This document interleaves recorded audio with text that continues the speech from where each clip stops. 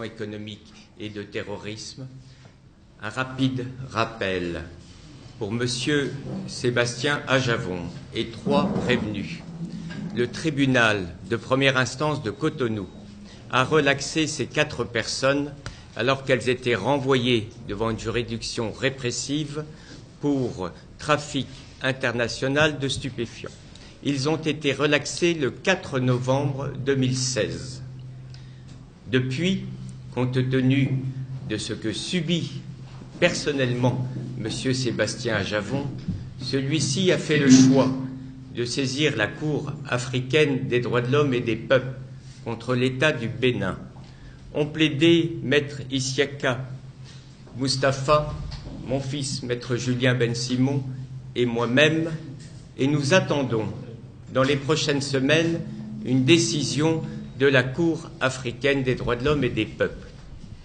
2 ans après cette relaxe, le 24 septembre 2018, M. Sébastien Ajavon et les 3 autres personnes qui étaient avec lui devant le tribunal reçoivent une convocation devant la Cour de répression des infractions économiques et de terrorisme pour une audience d'aujourd'hui, 4 octobre. Outre le fait qu'être convoqué 8 jours plus tôt pour une audience de cette importance, puisque si nous sommes en matière de trafic international de stupéfiants, la condamnation peut aller jusqu'à 20 ans d'emprisonnement ferme. Outre le fait que cette Cour de répression statue en premier et dernier ressort, c'est-à-dire que si la condamnation est prononcée, la personne va en prison sans pouvoir interjeter appel. Outre le fait que la convocation de nos clients ne mentionne pas la raison pour laquelle ils sont convoqués, ce qui enfreint les règles les plus élémentaires du droit international et des droits de la défense, chacun devant savoir pour quelle raison il est renvoyé devant une juridiction. Ces 4 personnes ont décidé de ne pas être présentes à l'audience de ce matin. Elles en ont parfaitement le droit au regard du droit international, mais également au regard du Code de procédure pénale béninois. Elles peuvent, si elles le souhaitent, être purement et simplement représentées. Et c'est ainsi que M. Sébastien Ajavon a mandaté un collège de 10 avocats, 7 du barreau du Bénin, 1 du barreau de Côte d'Ivoire et 2, mon fils et moi, du barreau de Paris. Nous nous sommes présentés à l'audience ce matin tout à fait normalement. Aucun problème devait apparaître.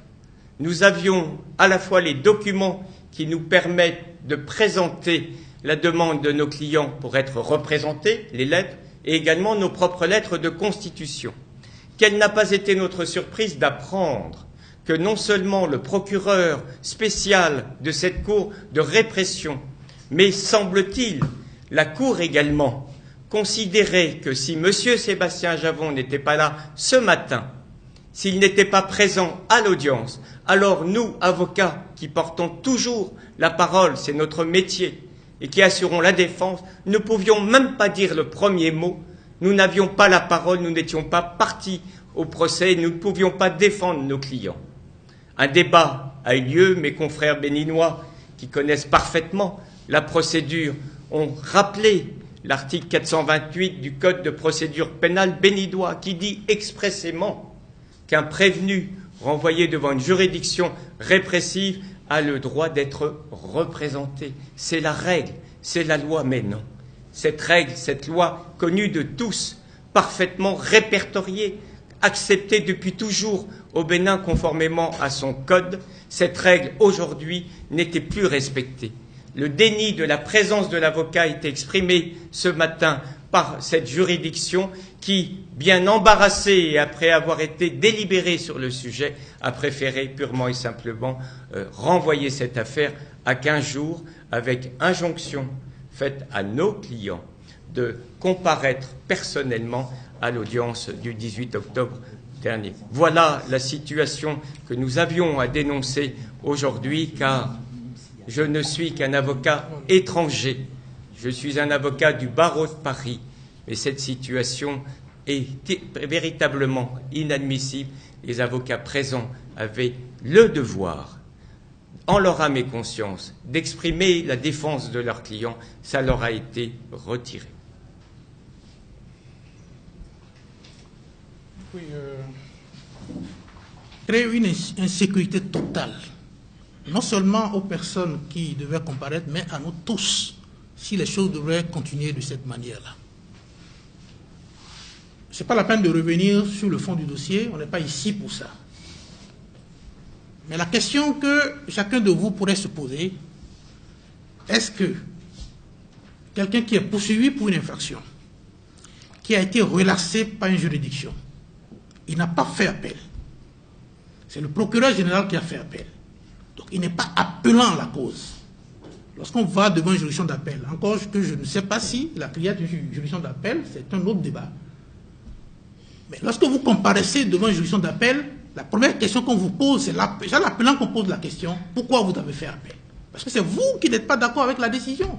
C'est vous qui querellez la décision. Donc c'est à vous de dire pourquoi vous avez fait appel. Un prévenu qui a été relaxé, qui n'a pas fait appel, on n'a pas à lui poser la question même en premier. Alors la loi fait un arrangement pour dire, lorsque vous n'êtes pas poursuivi, parce que ici, lorsque la personne est relâchée, il n'y a pas de mandat, il n'y a rien contre lui, il est toute liberté. Il peut choisir de dire, je ne comparais pas, je me fais représenter. C'est ce qu'ils ont fait. Ils ont écrit régulièrement à la Cour pour demander à être jugés en leur absence. Ce qui est prévu par non seulement les tests internationaux, mais également par le droit positif béninois, notamment par l'article 428 du Code de procédure pénale béninois. Mon confrère vous l'a rappelé. Mais quand c'est le cas, l'avocat présente la lettre et on reçoit sa constitution. Celui qui n'est pas là, il ne peut pas venir remettre une lettre par un jeu du Saint-Esprit. On l'a toujours fait, ça s'est toujours passé comme ça, ce n'est pas inédit, ça ne s'est pas passé pour la première fois, c'est un arrangement légal qui a été prévu par le législateur, qu'on a toujours utilisé dans les prétoires au Bénin ici. Mais subitement aujourd'hui, non seulement on dit qu'on ne doit pas parler, parce qu'on ne doit même pas remettre la lettre, parce que nos clients ne seraient pas là. Il a fallu un long débat, une suspension avant qu'on accepte la lettre, mais toujours notre constitution n'a pas été reçue, donc on n'a pas accepté qu'on se constitue pour défendre les gens. On pense que pour un avocat c'est frustrant, ce n'est pas acceptable. C'est pour ça que nous avons décidé de tirer la sonnette d'alarme, de prendre à témoin l'opinion publique nationale et internationale pour que les gens comprennent que ce qui se joue n'est plus du droit, mais ça ressemble à autre chose. Alors, lorsqu'on renvoie, parce que même la loi dit, si la lettre est présentée, on reçoit la Constitution, on commence les débats, au cours des débats, la Cour, le tribunal peut estimer qu'à l'étape où on est dans les débats, c'est nécessaire d'entendre la personne. Il peut ordonner maintenant que la personne comparaisse. Et même dans ce cas, la personne peut toujours choisir de ne pas comparaître. Il le fait à ses risques et périls. Parce qu'on dit dans ce cas, même s'il refuse, la décision lui est réputée contradictoire. Donc il prend sur lui le risque de ne pas venir, mais il ne peut pas dire après que c'est une décision de défaut. Donc le seul risque qu'il prend, c'est pour lui-même. Alors la personne choisit. Vous prenez acte de sa décision et les défenseurs vont présenter ces observations. Mais on ne nous a pas permis de parler ce matin, on ne nous a pas permis de nous constituer. Et c'est pour cela que nous avons décidé de vous réunir et de vous dire réellement ce qui s'est passé et de partager avec vous notre inquiétude pour que vous puissiez relayer ça, pour savoir que nous avons le sentiment que nos clients ne sont pas en sécurité, ils sont plutôt en danger. Parce que si on exige leur comparution, alors qu'on n'a même pas commencé les débats, alors que les débats n'ont pas révélé qu'on a besoin de leur comparution, on aurait pu nous laisser commencer les débats. Et chemin faisant, on constate, à travers les déclarations des uns et des autres, qu'il était nécessaire de les entendre. En ce moment, on peut ordonner leur comparution. Et je vous ai dit que même à ce niveau, ils ont encore le choix de dire on ne comparaît pas. Là, ils prennent le risque de ne pas comparaître. C'est leur risque et péril. Donc, c'est vraiment inadmissible ce qui s'est passé. Et c'est pour cela que nous avons décidé de donner de la voix. Je pense que le dossier est en cours, donc c'est pas ici qu'on ira dans les détails du fond du dossier, mais nous avons voulu que l'opinion publique sache ce qui s'est passé et nous ne sommes pas du tout d'accord. Nous élevons la plus vive protestation. Je vous remercie. Merci beaucoup, M. Siaka. Vous voyez vos clients en sécurité? Est-ce que vous jugez d'abord la criette habilité à connaître d'une affaire. La décision, je l'ai dit tout à l'heure. Nous avons plaidé cette affaire au mois de mai et la Cour, au mois de septembre, nous a demandé de confirmer les préjudices subis. Nous avons donc un espoir d'obtenir une décision qui sera une décision de qualité pour M. Sébastien Ajavon.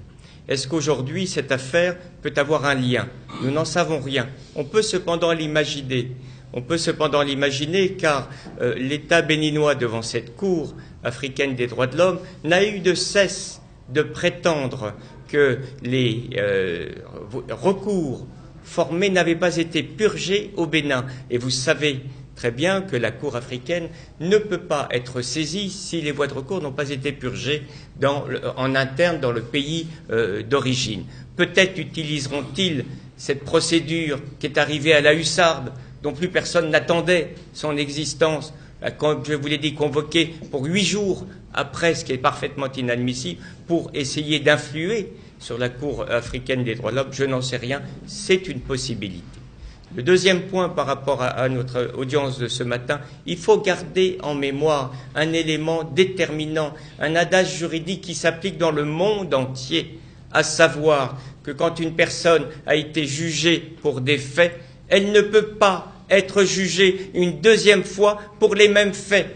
Monsieur Sébastien Ajavon et les 3 personnes qui étaient avec lui ont été relaxées alors qu'elles risquaient entre 10 et 20 ans de prison. Elles ont été relaxées par une juridiction du tribunal de Cotonou. Cette décision est devenue définitive, nous le savons, et nous l'aurions plaidé ce matin si on nous avait laissé la parole. On nous a muselés, on nous a empêchés de parler. On est allé à l'encontre même du principe de notre profession. Pour juger quoi? Une affaire qui n'existe plus, puisque le jugement est définitif. On revient devant une juridiction pour la même affaire.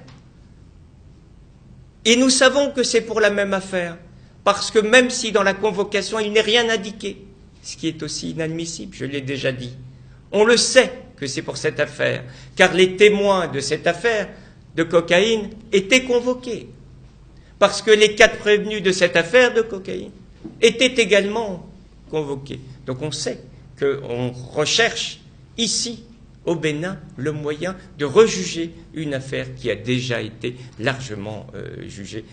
Il y a de quoi dénoncer le non-respect des règles élémentaires, des principes généraux du droit, des droits de la défense et aller jusqu'aux droits de l'homme. C'est ce que nous faisons et c'est pour ça que nous sommes là ce soir, devant vous.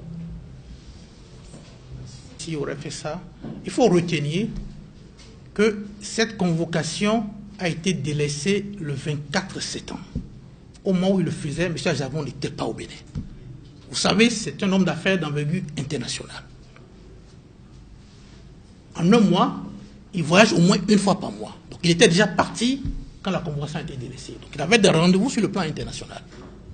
Mais cela dit, rien ne l'oblige juridiquement à être là ce matin. La loi lui permet de se faire représenter.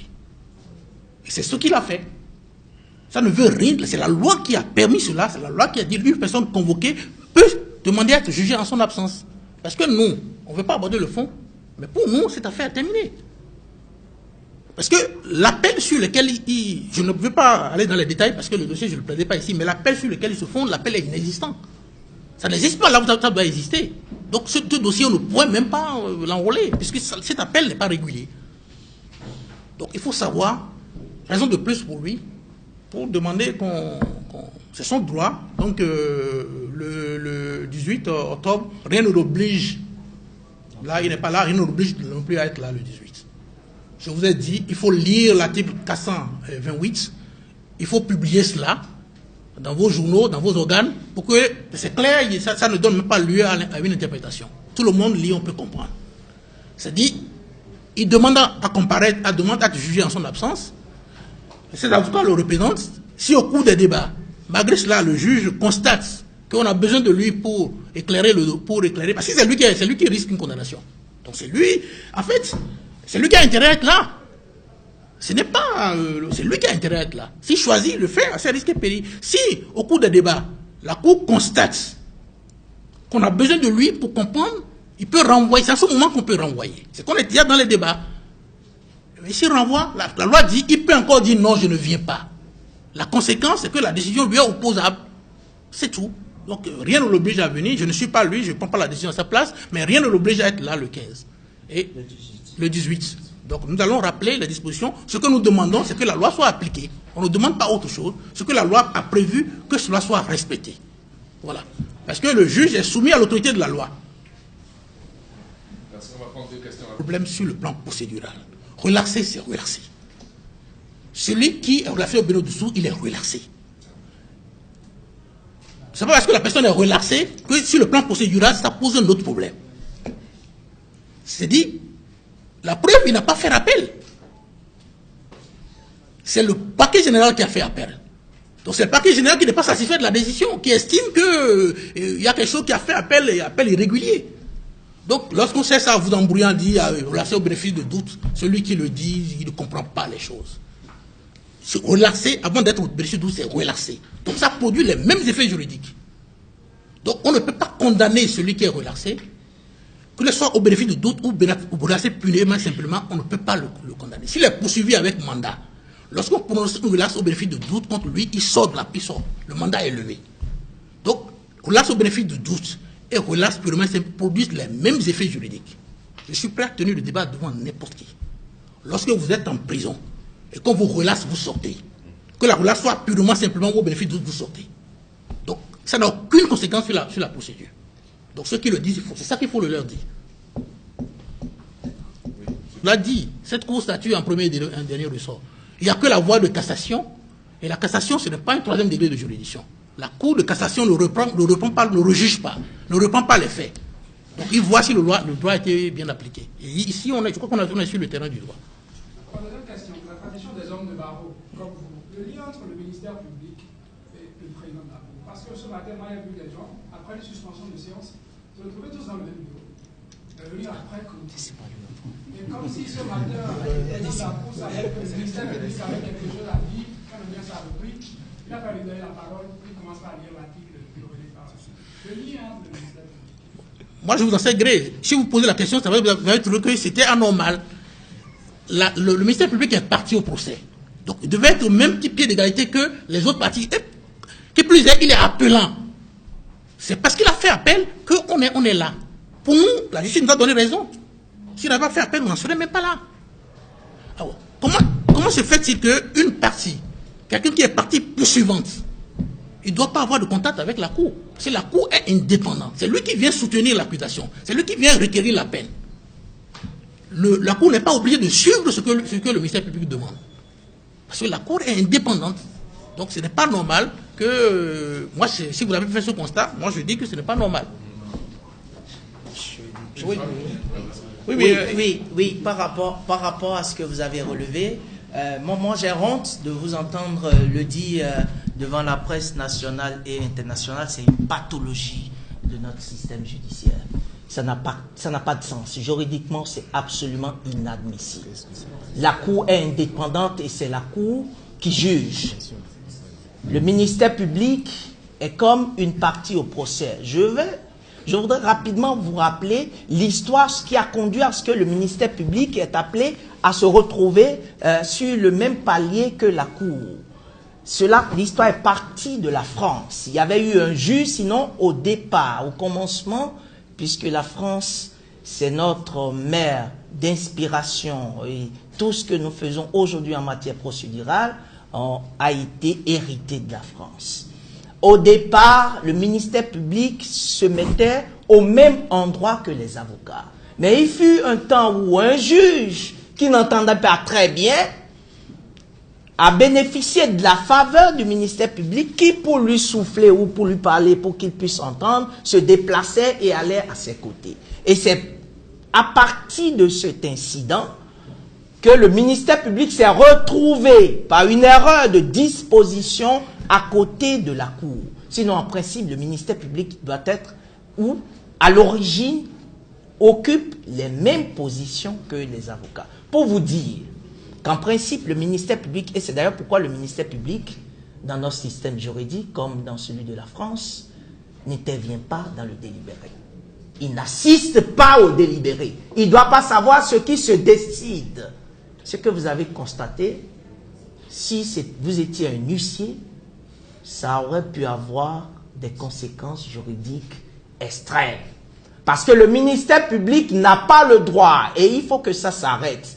Vous l'auriez relevé peut-être aussi, qu'il y a des petits mots qui se passent entre le ministère public et le procureur, et le président de la Cour. Comme si le président de la Cour allait chercher une approbation. Vous savez, nous sommes tous des Béninois. Et la seule chose qui nous protège, c'est la loi. Mais cette Cour nous donne l'impression que nous sommes dans un couloir. Et que tous ceux qui y passent vont directement, pas au jugement, mais à la condamnation. Je vous dis, et ce serait mon mot de fin, si le ministère public continue à se comporter comme ça, il viole non seulement les principes cardinaux qui régissent notre droit de procédure pénale, mais aussi les conventions internationales, mais en plus, il viole la sécurité de nous tous. Ça veut dire que c'est plutôt le ministère public qui est le président de la Cour, ce qui, du point de vue juridique, absolument constitue une aberration. Merci. Nous sommes dans un état de droit. Un état de droit, ce n'est pas une incantation. C'est un état assis sur d'abord une constitution qui prévoit des règles prédéfinies. Le garde des Sceaux n'est pas dans son rôle.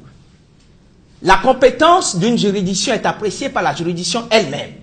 Et avant qu'elle ne se prononce, il lui appartient de se prononcer d'abord sur sa compétence à connaître des faits qui lui sont soumis.